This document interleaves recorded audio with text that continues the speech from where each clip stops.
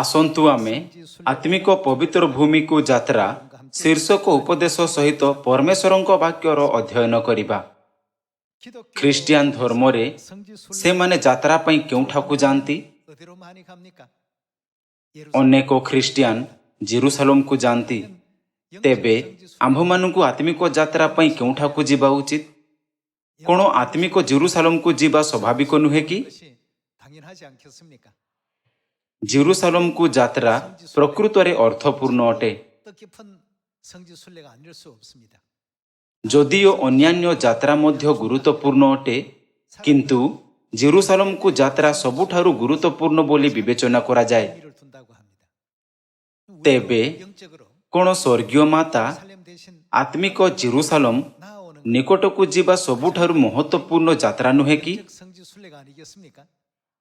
ଏହି କାରଣରୁ ଆତ୍ମା ଓ କନ୍ୟା କ'ଣ କୁହନ୍ତି? ଆସ।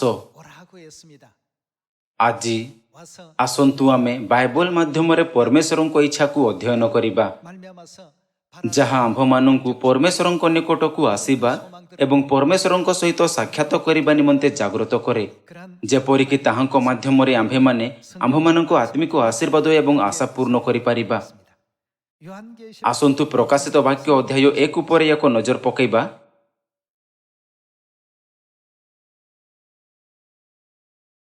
ପ୍ରକାଶିତ ବାକ୍ୟ ଅଧ୍ୟାୟ 1 ପଦ 1। ଯୀଶୁଖ୍ରୀଷ୍ଟଙ୍କ ପ୍ରକାଶିତ ବାକ୍ୟ। ଅବିଳମ୍ବରେ ଯାହା ଯାହା ଅବଶ୍ୟ ଘଟିବ, ସେହି ସବୁ ସେ ଯେପରି ଆପଣା ଦାସମାନଙ୍କୁ ଜଣାନ୍ତି, ଏଥିପାଇଁ ଈଶ୍ୱର ଏହା ତାହାଙ୍କ ନିକଟରେ ସମର୍ପଣ କଲେ। ଆଉ ସେ ଆପଣା ଦୂତ ପ୍ରେରଣ କରି ନିଜ ଦାସ ଯୋହନଙ୍କୁ ଏହା ଜ୍ଞାତ କରାଇଲେ। ସେହି ଯୋହନ ଈଶ୍ୱରଙ୍କ ବାକ୍ୟ ଓ ଯୀଶୁଖ୍ରୀଷ୍ଟଙ୍କ ସାକ୍ଷ୍ୟ ସମ୍ବନ୍ଧରେ, ଅର୍ଥାତ୍ ସେ ଯାହା ସବୁ ଦର୍ଶନ କଲା ସେହି ବିଷୟରେ ସାକ୍ଷ୍ୟ ଦେଉଅଛି। ଯେ ପାଠ କରେ ଓ ଯେଉଁମାନେ ଏହି ଭାବବାଣୀ ଶ୍ରବଣ କରନ୍ତି, ପୁଣି ସେଥିରେ ଲିଖିତ ବିଷୟ ସବୁ ପାଳନ କରନ୍ତି, ସେମାନେ ଧନ୍ୟ, କାରଣ ସମୟ ସନ୍ନିକଟ। ଆଜି ଆମେ ଆତ୍ମିକ ପବିତ୍ର ଭୂମିକୁ ଯାତ୍ରା ଉପରେ ଧ୍ୟାନ ଦେବା ଆବଶ୍ୟକ। ପ୍ରଶ୍ନ ହେଉଛି, କିଏ ଜେରୁସାଲେମ ସ୍ୱର୍ଗୀୟ ମାତାଙ୍କ ନିକଟକୁ ଆସେ? ପଦ 3ରେ ଏପରି ଲେଖାଯାଇଅଛି, ଯେ ପାଠ କରେ ଓ ଯେଉଁମାନେ ଏହି ଭାବବାଣୀ ଶ୍ରବଣ କରନ୍ତି, ସେମାନେ ଧନ୍ୟ। ଏଥିସହିତ ଯେଉଁମାନେ ଏଥିରେ ଲିଖିତ ବିଷୟ ପାଳନ କରନ୍ତି, ସେମାନେ ଧନ୍ୟ ଅଟନ୍ତି। କ'ଣ ଆମ୍ଭେ ଭବିଷ୍ୟବାଣୀର ବାକ୍ୟ ପଢ଼ୁ ଓ ଶୁଣୁନାହୁଁ କି? ଏବଂ ଯାହା ଏଥିରେ ଲେଖାଯାଇଅଛି ତାହା ପାଳନ କରୁନାହୁଁ କି? ଆମ୍ଭେମାନେ ସେଗୁଡ଼ିକୁ ପଢ଼ିଥାଉ, ଶୁଣିଥାଉ ଏବଂ ପାଳନ କରିଥାଉ। ବାଇବଲ ଭବିଷ୍ୟବାଣୀ କରେ ଯେ ସମସ୍ତଙ୍କୁ ସ୍ୱର୍ଗୀୟ ମାତା ଜେରୁସାଲେମଙ୍କ ନିକଟକୁ ଫେରିବା ଉଚିତ। କିଛି ଲୋକ କେବଳ ସେହି ଭବିଷ୍ୟବାଣୀ ବିଷୟରେ ପଢ଼ନ୍ତି ଏବଂ ଅନ୍ୟମାନେ କେବଳ ଏହା ଶୁଣନ୍ତି, କୌଣସି କାର୍ଯ୍ୟ କରନ୍ତି ନାହିଁ। ବାଇବଲରେ ଏପରି ଭବିଷ୍ୟବାଣୀ ଅଛି ବୋଲି ଅନେକ ଲୋକ ଏହା ମଧ୍ୟ ଜାଣନ୍ତି ନାହିଁ। କିନ୍ତୁ ସିଓନର ସମସ୍ତ ସନ୍ତାନ ଭବିଷ୍ୟବାଣୀ ପାଠ କରନ୍ତି, ଶୁଣନ୍ତି ଓ ପାଳନ କରନ୍ତି। ଏହିପରି ଆମେ ସର୍ବଦା ପରମେଶ୍ୱରଙ୍କୁ ଧନ୍ୟବାଦ ଦେବା ଉଚିତ ଯେ ଆମେ 3ଟି ଆଶୀର୍ବାଦ ପାଉଛୁ: ଏହାକୁ ପଢ଼ିବା, ଶୁଣିବା ଏବଂ ଏହାକୁ ବଜାୟ ରଖିବା ପାଇଁ ଆଶୀର୍ବାଦ। ତେବେ କ'ଣ ବାଇବଲରେ ଭବିଷ୍ୟବାଣୀର ବାକ୍ୟଗୁଡ଼ିକ ପଢ଼ିବା, ଶୁଣିବା ଏବଂ ପାଳନ କରିବା ପରମେଶ୍ୱରଙ୍କ ଇଚ୍ଛା ନୁହେଁ କି? ଜେରୁସାଲେମ ସ୍ୱର୍ଗୀୟ ମାତାଙ୍କ ବିଷୟରେ ବାଇବଲ କ'ଣ ଭବିଷ୍ୟବାଣୀ କରେ? ଆସନ୍ତୁ ଆମେ ଗାଲାତୀୟ ଅଧ୍ୟାୟ 4 ପଦ 26 ଉପରେ ଏକ ନଜର ପକାଇବା।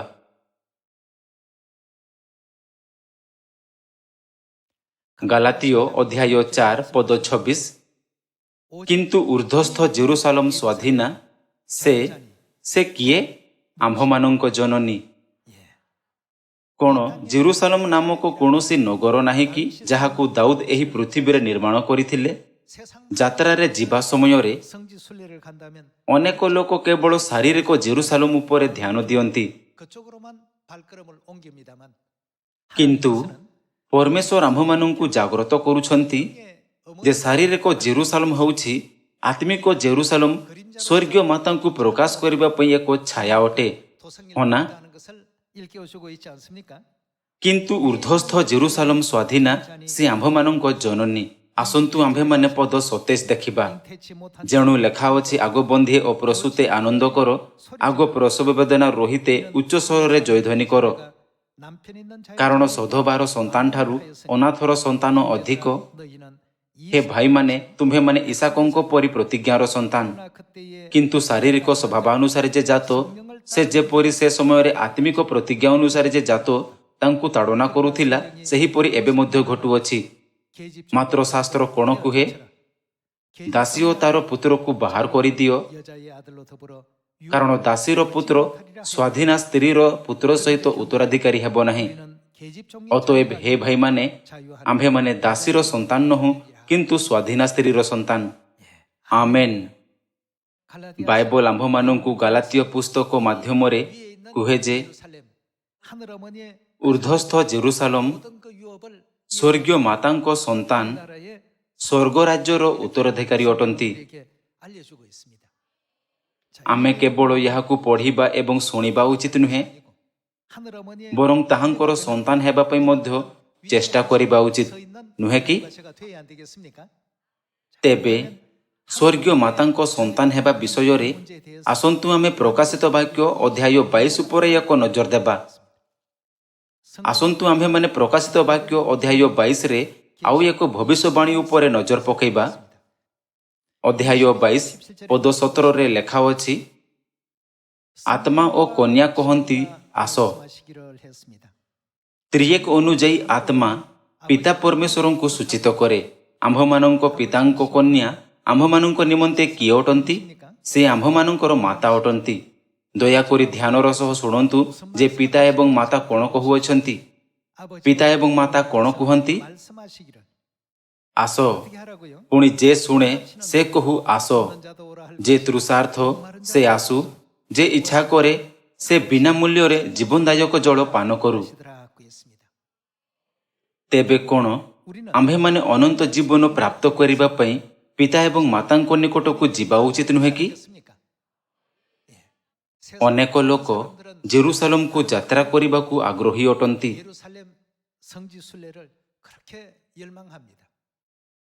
ଅନେକ ଲୋକ ଜେରୁସାଲମକୁ ଭ୍ରମଣ କରିବା ନିମନ୍ତେ ଆଜୀବନ ଇଚ୍ଛା ପ୍ରକାଶ କରିଥାନ୍ତି।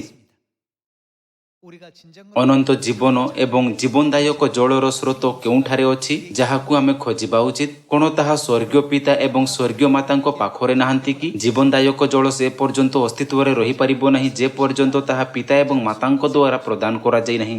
ଏହା ଲେଖା ଅଛି ଯେ ତୃଷାର୍ଥ ସେ ଆସୁ। ଯେ ଇଚ୍ଛା କରେ ସେ ବିନା ମୂଲ୍ୟରେ ଜୀବନଦାୟକ ଜଳ ପାନ କରୁ। ତେଣୁ ଆମ୍ଭେମାନେ ସେହି ସ୍ଥାନକୁ ଖୋଜିବା ଉଚିତ ଯେଉଁଠାରେ ପିତା ପରମେଶ୍ୱର ଏବଂ ମାତା ପରମେଶ୍ୱର, ଯେଉଁମାନେ ଆତ୍ମା ଓ କନ୍ୟା ଅଟନ୍ତି, ନିବାସ କରନ୍ତି। ଯେଉଁମାନେ ପିତା ପରମେଶ୍ୱର ଏବଂ ମାତା ପରମେଶ୍ୱରଙ୍କୁ ସାକ୍ଷାତ କରନ୍ତି, ସେମାନେ ସବୁଠାରୁ ଧନ୍ୟ ଲୋକ ଅଟନ୍ତି। ବାସ୍ତବରେ ଆମେ ଆଶୀର୍ବାଦ ପ୍ରାପ୍ତ ଅଟୁ।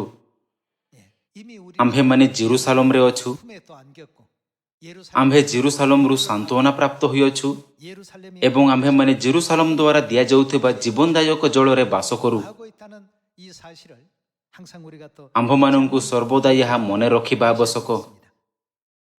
ଏହି କାରଣରୁ ଯେଉଁମାନେ ବାଇବଲରେ ଲିଖିତ ବିଷୟକୁ ପଢ଼ନ୍ତି, ଶୁଣନ୍ତି ଏବଂ ପାଳନ କରନ୍ତି, ସେମାନଙ୍କ ବିଷୟରେ ବାଇବଲ କ'ଣ କହିଥାଏ? ସେମାନେ ଆଶୀର୍ବାଦ ପ୍ରାପ୍ତ ଅଟନ୍ତି। ତେଣୁକରି ଯେଉଁମାନେ ଜେରୁସାଲମ ସ୍ୱର୍ଗୀୟ ମାତାଙ୍କ ନିକଟକୁ ଆସନ୍ତି, ସେମାନେ ଆତ୍ମିକ ପବିତ୍ର ଭୂମିର ଯାତ୍ରା କରନ୍ତି। ଆସନ୍ତୁ ଆମେ ଜେରେମିୟ ଅଧ୍ୟାୟ 3କୁ ଯିବା। ଭବିଷ୍ୟତ ବକ୍ତାମାନେ ସମଗ୍ର ବାଇବଲରେ ଜେରୁସାଲମ ବିଷୟରେ ଭବିଷ୍ୟତବାଣୀ ରେକର୍ଡ କଲେ। ଅଧ୍ୟାୟ 3 ପଦ 17। ଆସନ୍ତୁ ଆମେ ଅଧ୍ୟାୟ 3 ପଦ 17 ଉପରେ ଏକ ନଜର ପକାଇବା। ସେ ସମୟରେ ଲୋକମାନେ ଜେରୁସାଲମକୁ ସଦାପ୍ରଭୁଙ୍କର ସିଂହାସନ ବୋଲି କହିବେ, ଆଉ ସବୁ ଦେଶୀୟ ଲୋକମାନେ ତୋହି ନିକଟରେ ସେମାନେ କ'ଣ କରିବେ? ସମସ୍ତ ଜାତି କେଉଁଠାରେ ଏକତ୍ର ହେବେ? ସମସ୍ତ ଜାତି ଜେରୁସାଲମରେ ଏକତ୍ର ହେବେ। ସଦାପ୍ରଭୁଙ୍କ ନାମ ଉଦ୍ଦେଶ୍ୟରେ ଜେରୁସାଲମରେ ସଂଗୃହୀତ ହେବେ। पुणी से माने आपणा आपणा दुष्ट अंतकरणर अबाध्यता अनुसारे आउ गमन करिबे नहीं। से समय जिहुदा वंश इस्राएल वंश संगे गमन करिबे ओ से माने उत्तर देशरू एकत्र बाहरी तुम्भमानंकर पूर्वपुरुष गुण को अधिकार निमंते आमर दत्त देश को आसिबे। एठारे यह लेखा जाइछि से समय रे लोक माने जेरूसालेम को सदाप्रभुंकर सिंहासन बोली कहिबे आउ सबु देशीय लोक माने तोहि निकटरे संगृहीत हेबे। सरल भाषारे कहिबाकू गले एहा एक यात्रा अटे। समस्त लोक जेरूसालेम स्वर्गीय मातांको गौरव देखिबा पई एकत्रित हेबे। जेरेमियाଙ୍କ पुस्तक प्राय 2700 वर्ष पूर्वे लिखित एक भविष्यवाणी अटे। आसंतु आमे जिसाय अध्याय 66 को जिबा। जेरूसालेम रे सांत्वना प्राप्त करिबा विषय रे जिसाय भविष्यत वाक्य प्रचार कले। जिसाय अध्याय 66 पद 10। हे जेरूसालेम को प्रेमकारी समस्ते तुम्हें माने ताहा सहित आनंद करो और ताहा निमंते उल्लास करो। ताहा विषय रे शोककारी समस्ते तुम्हें माने आनंद सकाशु ताहा सहित उल्लास करो। तहिरे तुम्हें माने ताहार सांत्वना रूप स्तन्यपान करी तृप्त हेबो। तुम्हें माने दुग्ध दुही ताहार ऐश्वर्यर बाहुल्य रे आनंदित हेबो। कारण सदाप्रभु एही कथा कहंती, देखो आम्भे ताहा आड़कू नदी तुल्य शांति और उछोलिबा स्रोत तुल्य नाना देशीय मानंको ऐश्वर्य बहाइबा। पुणी तुम्हें माने तहिरु स्तन्यपान करिबो और तुम्हें माने कक्षरे बुहाजिबो और आंठु उपरे नचाजिबो। जेपरि जनकू ताहार माता सांत्वना करे सेहीपरि आम्भे तुम्भमानंकु सांत्वना करिबा और तुम्हें माने जेरूसालेम रे सांत्वना पाइबो। भविष्यवाणी व्यतीत जे समस्त जाति जेरूसालेम रे एकत्रित हेबे जिसाय अध्याय 66 भविष्यवाणी करिअछि जे जेरूसालेम को प्रेम करुथिबा प्रत्येक लोक ताहार आंठु परे नचा जिबे एवं जेरूसालेम ठारे शांति प्राप्त करिबे। आसंतु अध्याय 60 को जिबा। आसंतु आम्भे माने जिसाय अध्याय 60 पद 1 उपरे एक नजर पकेइबा। उठ दीप्तिमती हुओ, कारण तुम्भर दीप्ति उपस्थित और सदाप्रभुंकर प्रताप तुम्भ उपरे उदित होइअछि। कारण देखो अंधकार पृथ्वी की ओ घोर अंधकार गोष्ठीवर्ग को आच्छन्न करिबो, मात्र तुम्भ उपरे सदाप्रभु उदित हेबे और ताहांकर प्रताप तुम्भ उपरे देखाजिबो। पुणी अन्य देशीय माने तुम्भर दीप्ति निकटकू और राजगण तुम्भ अरुणोदयर आलुओ निकटकू आसिबे। तुम्भे अनाई चतुर्दिग देश से समस्ते एकत्र हेउअछंती। से माने तुम्भ निकटकू आसुअछंती। तुम्भर पुत्रगण दूररू आसिबे और तुम्भर कन्यागण कक्षरे अणाजिबे। सेतेबेले तुम्भे ताहा देखि दीप्तिमान हेबो और तुम्भर हृदय धुकुधुकु होई प्रफुल्लित हेबो। जिसाय अध्याय 60 भविष्यवाणी गुड़िक प्रकाशित वाक्य अध्याय 1 परि समान अटे। जेपरिकी लेखा अछि, जो माने यही भाववाणी श्रवण करती एवं एथिरे लिखित विषय गुड़िक पालन करती से माने धन्य। अनेक लोक यात्रा पई शारीरिक जेरूसालेम को खोजंती, किंतु सियोन रो संतान माने जेरूसालेम स्वर्गीय माता को अन्वेषण करती। यह हेउछि पार्थक्य। से माने शारीरिक जिनिसर अनुसरण करती जेतेबेले कि आम्भे माने आत्मिक जिनिस अनुसरण करिथाउ। सेमानंक पाखरे एक शारीरिक दृष्टिकोण अछि, किंतु आम्भमानंक पाखरे भविष्यवाणीर चक्षु एवं विश्वासर चक्षु अछि एवं आम्भे माने आत्मिक जेरूसालेम निकटकू आसिछु। आसंतु आम्भे माने पुनर्बार पद 4 देखिबा। तुम्भे अनाई चतुर्दिग देखो, से समस्ते एकत्र हेउअछंती। से माने तुम्भ निकटकू आसुअछंती। समस्ते एकत्रित होई जेरूसालेम स्वर्गीय मातांक निकटकू आसुअछंती। जेरूसालेम पवित्र भूमि को यात्रा करिबा निमंते शारीरिक जेरूसालेम को आसुथिबा जगतर लोक माने समस्ते आत्मिक स्वर्गीय संतान मानकर छाया अटे, जो माने जेरूसालेम स्वर्गीय मातांक निकटकू आसुछंती। आसंतु आम्भे माने पुनर्बार पद 4 देखिबा। तुम्भे अनाई चतुर्दिग देखो, से समस्ते एकत्र हेउअछंती। से माने तुम्भ निकटकू आसुअछंती। तुम्भर पुत्रगण दूररू आसिबे और तुम्भर कन्यागण कक्षरे अणाजिबे। जदिओ यह 2700 वर्ष पूर्वे भविष्यवाणी करा जायथिला, किंतु वर्तमान यह बहुत सठिक भावे पूर्ण हेउछि। आसंतु पद 8 देखिबा। मेघर न्याय और आपणा आपणा भाड़ी को उड़ंता कपत गणर न्याय उड़ी आसुअछंती जे एमाने किए। आसंतु पद 12 को जिबा। କାରଣ ଯେଉଁ ଦେଶ ଓ ରାଜ୍ୟ ତୁମ୍ଭର ସେବା ନ କରିବ ତାହା ବିନଷ୍ଟ ହେବ, ହଁ ସେହି ଦେଶ ସକଳ ନିଶେଷ ରୂପେ ଧ୍ୱଂସିତ ହେବ। ଆସନ୍ତୁ ପଦ 14କୁ ଯିବା। ଆଉ ଯେଉଁମାନେ ତୁମ୍ଭକୁ କ୍ଲେଶ ଦେଲେ ସେମାନଙ୍କର ସନ୍ତାନଗଣ ନତ ହୋଇ ତୁମ୍ଭ ନିକଟକୁ ଆସିବେ, ଓ ଯେଉଁମାନେ ତୁମ୍ଭକୁ ତୁଚ୍ଛ କଲେ ସେ ସମସ୍ତେ ତୁମ୍ଭ ପଦ ତଳେ ପ୍ରଣାମ କରିବେ। ଆଉ ସେମାନେ ତୁମ୍ଭକୁ ସଦାପ୍ରଭୁଙ୍କର ନଗରୀ, ଇସ୍ରାଏଲର ଧର୍ମସ୍ୱରୂପଙ୍କର ସିଓନ ବୋଲି ସମ୍ବୋଧନ କରିବେ। ଆସନ୍ତୁ ଆମ୍ଭେମାନେ ପଦ 20କୁ ଯିବା। ତୁମ୍ଭର ସୂର୍ଯ୍ୟ ଆଉ ଅସ୍ତଗତ ନହିବ, କିଅବା ତୁମ୍ଭର ଚନ୍ଦ୍ର ଆପଣାକୁ ରହିତ କରିବ ନାହିଁ, କାରଣ ସଦାପ୍ରଭୁ ତୁମ୍ଭର ଅନନ୍ତ କାଳସ୍ଥାୟୀ ଜ୍ୟୋତି ସ୍ୱରୂପ ହେବେ ଓ ତୁମ୍ଭର ଶୋକର ଦିନ ଶେଷ ହେବ। ଆସନ୍ତୁ ପଦ 22କୁ ଯିବା। କ୍ଷୁଦ୍ର ଜଣକ ସହସ୍ର ହେବ ଓ ସାନ ଜଣକ ବଳବାନ ଗୋଷ୍ଠୀ ହେବ। ଆମ୍ଭେ ସଦାପ୍ରଭୁ ଯଥାକାଳରେ ଏହା ଶୀଘ୍ର ଘଟେଇବା।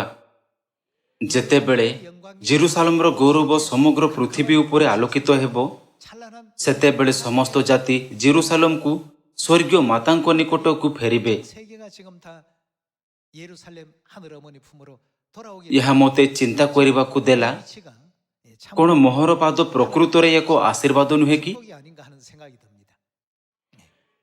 ବାଇବଲ ଏବଂ ଭବିଷ୍ୟତ ବକ୍ତାମାନେ ଭବିଷ୍ୟବାଣୀ କରନ୍ତି ଯେ ଜେରୁସାଲେମ ସ୍ୱର୍ଗୀୟ ମାତା ଯାତ୍ରାର କେନ୍ଦ୍ରରେ ଅଛନ୍ତି। ବାଇବଲ ଜେରୁସାଲେମରେ ଏକତ୍ରିତ ହେଉଥିବା ପ୍ରତ୍ୟେକ ଲୋକଙ୍କ ବିଷୟରେ ଭବିଷ୍ୟତବାଣୀରେ ପରିପୂର୍ଣ୍ଣ ଅଟେ। ଆସନ୍ତୁ ଆମ୍ଭେମାନେ ଯିଶାୟ ଅଧ୍ୟାୟ 49କୁ ଯିବା।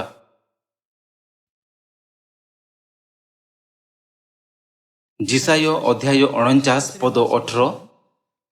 ତୁମ୍ଭେ ଚକ୍ଷୁ ମେଲେଇ ଚତୁର୍ଦିଗ ଦେଖ, ଏ ସମସ୍ତେ ଏକତ୍ରିତ ହୋଇ ତୁମ୍ଭ ନିକଟକୁ ଆସୁଅଛନ୍ତି। ସଦାପ୍ରଭୁ କହନ୍ତି, ଆମ୍ଭେ ଜୀବିତ ଥିବା ପ୍ରମାଣେ ତୁମ୍ଭେ ଭୂଷଣ ତୁଲ୍ୟ ଏହି ସମସ୍ତଙ୍କୁ ପରିଧାନ କରିବ, ପୁଣି କନ୍ୟାର କୋଟି ଭୂଷଣ ତୁଲ୍ୟ ସେମାନଙ୍କୁ ଧାରଣ କରିବ। କାରଣ ନିଶ୍ଚୟ ଏବେ ତୁମ୍ଭେ ତୁମ୍ଭ ଉତ୍ସନ୍ନ ଓ ଶୂନ୍ୟ ସ୍ଥାନ ସକଳ ଓ ତୁମ୍ଭର ନଷ୍ଟ ଦେଶ ନିବାସୀଗଣ ନିମନ୍ତେ ସଂକୀର୍ଣ୍ଣ ହେବ ଓ ତୁମ୍ଭର ଗ୍ରାସକାରୀମାନେ ଦୂରରେ ରହିବେ।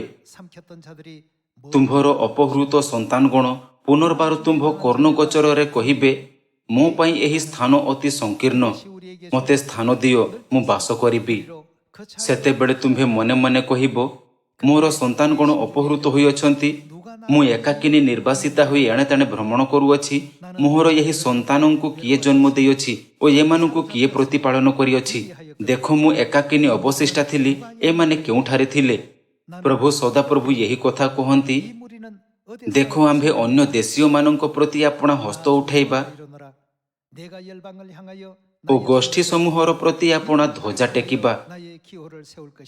ତହିଁରେ ସେମାନେ ତୁମ୍ଭ ପୁତ୍ରଗଣକୁ କୋଳରେ ଆଣିବେ ଓ ତୁମ୍ଭର କନ୍ୟାଗଣ ସେମାନଙ୍କ ସ୍କନ୍ଧରେ ବୁହାଯିବେ। ପୁଣି ରାଜଗଣ ତୁମ୍ଭର ପାଳନକାରୀ ପିତା ଓ ସେମାନଙ୍କର ରାଣୀମାନେ ତୁମ୍ଭର ପାଳନକାରୀ ମାତା ହେବେ।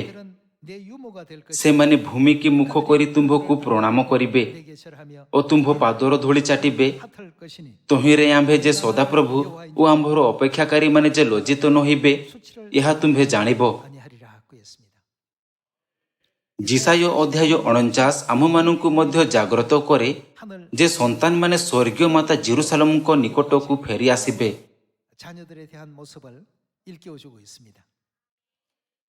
ଆସନ୍ତୁ ଆମେ ଯିଶାୟ ଅଧ୍ୟାୟ 62କୁ ଯିବା।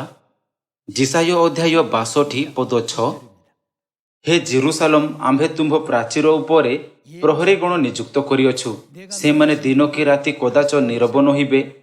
ହେ ସଦାପ୍ରଭୁଙ୍କୁ ସ୍ମରଣ କରାଇବା ଲୋକମାନେ, ସେ ଯେ ପର୍ଯ୍ୟନ୍ତ ଜେରୁସାଲେମକୁ ସ୍ଥାପନ ନ କରନ୍ତି ଓ ପୃଥିବୀ ମଧ୍ୟରେ ତାହାକୁ ପ୍ରଶଂସାର ପାତ୍ର ନ କରନ୍ତି, ପରମେଶ୍ୱର କାହାକୁ ସ୍ଥାପନ କରନ୍ତି? ଜେରୁସାଲେମକୁ ସ୍ଥାପନ କରିବାର ଅର୍ଥ ହେଉଛି ଆମ୍ଭମାନଙ୍କୁ ଆମମାନଙ୍କର ଆତ୍ମିକ ମାତା ଜେରୁସାଲେମ ବିଷୟରେ ସୂଚନା ଦେବା ଅଟେ। ସେ ଯେ ପର୍ଯ୍ୟନ୍ତ ଜେରୁସାଲେମକୁ ସ୍ଥାପନ ନ କରନ୍ତି, ସେ କ'ଣ କରିବେ? ଓ ପୃଥିବୀ ମଧ୍ୟରେ ତାହାକୁ ପ୍ରଶଂସାର ପାତ୍ର ନ କରନ୍ତି, ସେ ପର୍ଯ୍ୟନ୍ତ ତୁମେମାନେ ବିଶ୍ରାମ କର ନାହିଁ କି ତାହାଙ୍କୁ ବିଶ୍ରାମ କରିବାକୁ ଦିଅ ନାହିଁ। ପରିଶେଷରେ ଆମ୍ଭେମାନେ ଜେରୁସାଲେମର ପ୍ରାଚୀର ଉପରେ ପ୍ରହରୀ ଅଟୁ। ତେବେ ଆମ୍ଭେମାନେ ସମସ୍ତ ଲୋକଙ୍କୁ କାହାର ପ୍ରଚାର କରିବା ଉଚିତ? ଆମ୍ଭମାନଙ୍କୁ ଜେରୁସାଲେମଙ୍କ ଗୌରବ ପ୍ରଚାର କରିବା ଉଚିତ। ଆମ୍ଭେମାନେ ଘୋଷଣା କରିବା ଉଚିତ ଯେ ଜେରୁସାଲେମ ସ୍ୱର୍ଗୀୟ ମାତାଙ୍କୁ ଗ୍ରହଣ କରିବା ହେଉଛି ସବୁଠାରୁ ଆଶୀର୍ବାଦ ପ୍ରାପ୍ତ ଯାତ୍ରା, ନୁହେଁ କି? ଏହି କାରଣରୁ ଆତ୍ମା ଓ କନ୍ୟା ପ୍ରକାଶିତ ବାକ୍ୟ ଅଧ୍ୟାୟ 22 ପଦ 17ରେ ସ୍ୱର୍ଗୀୟ ସନ୍ତାନମାନଙ୍କୁ ସେମାନଙ୍କ ନିକଟକୁ ଆସିବାକୁ କହୁଅଛନ୍ତି। 17절에서 그렇게 예언해 놓으셨던 것입니다. ଏହା ବ୍ୟତୀତ ପରମେଶ୍ୱର କହିଛନ୍ତି ଯେ ସମସ୍ତ ଜାତି ଜେରୁସାଲେମ ନିକଟକୁ ପ୍ରବାହିତ ହେବେ। ସେ ଏହା ମଧ୍ୟ ଭବିଷ୍ୟବାଣୀ କରିଅଛନ୍ତି ଯେ ପୁଣି ରାଜଗଣ ତୁମ୍ଭର ପାଳନକାରୀ ପିତା ଓ ସେମାନଙ୍କର ରାଣୀମାନେ ତୁମ୍ଭର ପାଳନକାରୀ ମାତା ହେବେ। ସେମାନେ ଭୂମିକି ମୁଖ କରି ତୁମ୍ଭକୁ ପ୍ରଣାମ କରିବେ ଓ ତୁମ୍ଭ ପାଦର ଧୂଳି ଚାଟିବେ। ପରମେଶ୍ୱର ସମସ୍ତ ଭବିଷ୍ୟତବାଣୀ ଗୁଡ଼ିକୁ ଜିସାୟ ଅଧ୍ୟାୟ 62, 66, 60 ଏବଂ 49, 갈라디아 4장 ଗାଲାତୀୟ ଅଧ୍ୟାୟ 4 ଏବଂ ପ୍ରକାଶିତ ବାକ୍ୟ ଅଧ୍ୟାୟ 22କୁ ଏକ ଶୃଙ୍ଖଳାରେ ଥିବା ସମ୍ପର୍କ ପରି ଏକାଠି ଯୋଡ଼ିଛନ୍ତି। 처럼 다 이렇게 ଆମ୍ଭମାନଙ୍କର ସମସ୍ତ ହଜିଯାଇଥିବା ଭାଇ ଓ ଭଉଣୀମାନେ ସ୍ୱର୍ଗୀୟ ମାତା ଜେରୁସାଲେମଙ୍କ ନିକଟକୁ ଫେରି ଆସିବେ, କିନ୍ତୁ ଲୋକମାନେ ଏହା ବିଷୟରେ ବର୍ତ୍ତମାନ ପର୍ଯ୍ୟନ୍ତ ଅବଗତ ନାହାନ୍ତି। ଆମ୍ଭମାନଙ୍କୁ ଏହା ବୁଝିବା ଆବଶ୍ୟକ ଯେ ଆତ୍ମିକ ଜେରୁସାଲେମକୁ ଯାତ୍ରା କରିବା ହେଉଛି ସବୁଠାରୁ ଆଶୀର୍ବାଦ ପ୍ରାପ୍ତ କାର୍ଯ୍ୟ 소망을 이룰 수 있는 ଏବଂ ଆମ୍ଭମାନଙ୍କର ଇଚ୍ଛା ପୂରଣ କରିବାର ଏକମାତ୍ର ଉପାୟ। 것이 또 아셔야 되겠습니다. 예. 그래서 ଏହିପରି ପ୍ରେରିତ ପୁସ୍ତକ ଅଧ୍ୟାୟ 1ରେ 하나님께서 ଯେତେବେଳେ ପରମେଶ୍ୱର 2000 ବର୍ଷ ପୂର୍ବେ ଯୀଶୁ ନାମରେ ଏହି ପୃଥିବୀକୁ ଆସିଲେ, ସେତେବେଳେ ସେ କହିଲେ, ଜେରୁସାଲେମକୁ ଛାଡ଼ି ଯାଉ ନାହିଁ, ମାତ୍ର ଜେରୁସାଲେମରେ ରୁହ, 하늘로부터 ତେବେ ଆପଣ ସ୍ୱର୍ଗ ରାଜ୍ୟରେ ଉପହାର ପ୍ରାପ୍ତ କରିବେ। 받게 될 것이다. ସେମାନେ କ'ଣ ପ୍ରାପ୍ତ କଲେ? 받은 선물이 କ'ଣ ସେମାନେ ପେଣ୍ଟିକଷ୍ଟର ଦିନରେ ଆଦ୍ୟବୃଷ୍ଟିର ପବିତ୍ର ଆତ୍ମା ପ୍ରାପ୍ତ କଲେ ନାହିଁ କି? 있습니까? 우리 ଆସନ୍ତୁ ଆମ୍ଭେମାନେ ପ୍ରେରିତ ଅଧ୍ୟାୟ 1କୁ ଯିବା। 자, 육 ଶାରୀରିକ ଜେରୁସାଲେମ ଅଛି ଏବଂ ଆତ୍ମିକ ଜେରୁସାଲେମ ଅଛି। 예루살렘을 통해서 영적 ଆମ୍ଭମାନଙ୍କ ପାଇଁ ଶାରୀରିକ ଜେରୁସାଲେମ ମାଧ୍ୟମରେ ଆତ୍ମିକ ଜେରୁସାଲେମକୁ ବୁଝିବା ପରମେଶ୍ୱରଙ୍କ ଇଚ୍ଛା ଅଟେ। 잘 또 헤아려 주시길 바랍니다. ଆସନ୍ତୁ ଆମ୍ଭେମାନେ ପ୍ରେରିତ ଅଧ୍ୟାୟ 1 ପଦ 3 ଦେଖିବା। ଆସନ୍ତୁ ଅଧ୍ୟାୟ 1 ପଦ 3 ଦେଖିବା। 1장 ସେ ମଧ୍ୟ ଆପଣା ଦୁଃଖ ଭୋଗଉତାରେ ଅନେକ ପ୍ରମାଣ ଦ୍ୱାରା ସେମାନଙ୍କ ନିକଟରେ ନିଜକୁ ସଜୀବ ଦେଖାଇଲେ। 많은 ପୁଣି 40 ଦିନ ପର୍ଯ୍ୟନ୍ତ ବାରମ୍ବାର ସେମାନଙ୍କୁ ଦର୍ଶନ ଦେଇ ଈଶ୍ୱରଙ୍କ ରାଜ୍ୟ ସମ୍ବନ୍ଧୀୟ ବିଷୟଗୁଡ଼ିକ କହିଲେ। 하나님 나라의 ଥରେ ସେମାନଙ୍କ ସହିତ ଭୋଜନରେ ବସିବା ସମୟରେ ସେମାନଙ୍କୁ ଏହି ଆଜ୍ଞା ଦେଲେ। ତାହାଙ୍କର ଆଜ୍ଞା କ'ଣ ଥିଲା? ତୁମେମାନେ ଜେରୁସାଲେମରୁ ପ୍ରସ୍ଥାନ କର ନାହିଁ।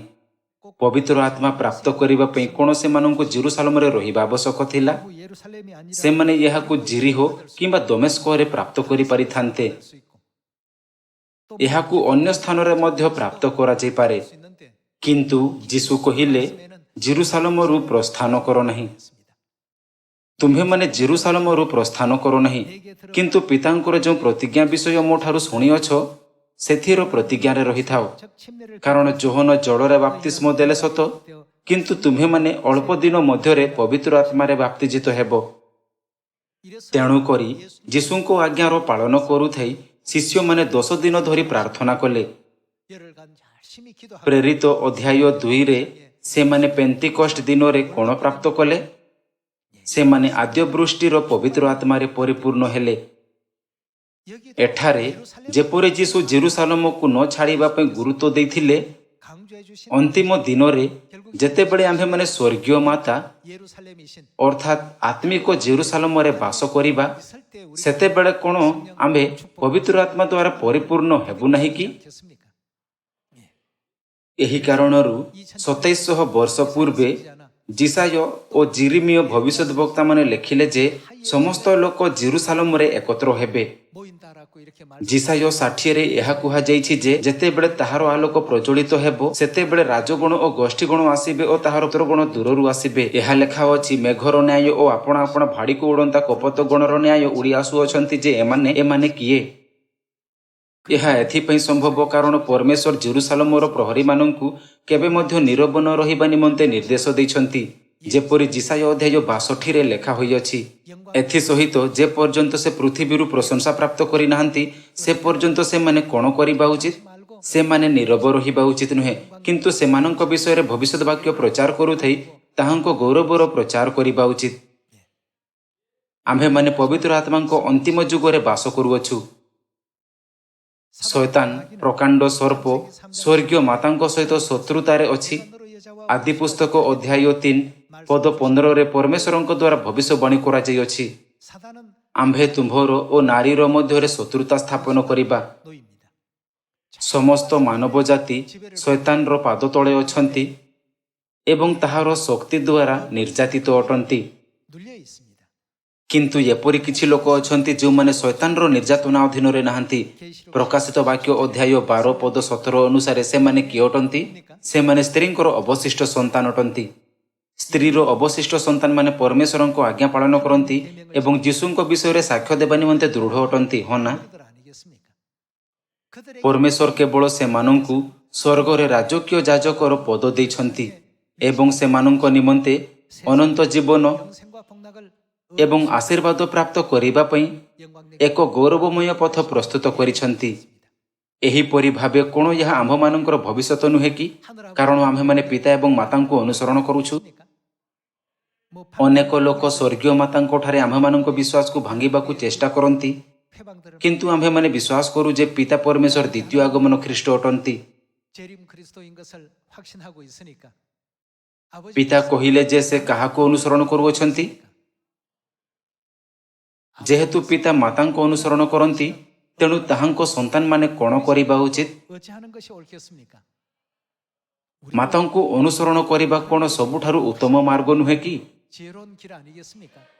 ସେହି ମାର୍ଗ ହେଉଛି ପିତା ଏବଂ ମାତାଙ୍କ ମାର୍ଗ 어머니의 길. ଏବଂ ସେହି ମାର୍ଗ ହେଉଛି ସ୍ୱର୍ଗ ରାଜ୍ୟର ମାର୍ଗ। 길이 우리가 가야 하는 ଆମ୍ଭମାନଙ୍କୁ ସେହି ମାର୍ଗରେ ଚାଲିବା ଉଚିତ। 그래서 ତେଣୁକରି 사장에 ମିଖା ଅଧ୍ୟାୟ 4 କ'ଣ କହିଥାଏ? 우리에게 ସେ ଆମ୍ଭକୁ ତାହାଙ୍କର ମାର୍ଗ ଶିକ୍ଷା ଦେବେ, ଯେପରି ଆମ୍ଭେମାନେ ତାହାଙ୍କର ମାର୍ଗରେ ଚାଲିବା। 그 길로 행할 것이다 하고 했어요.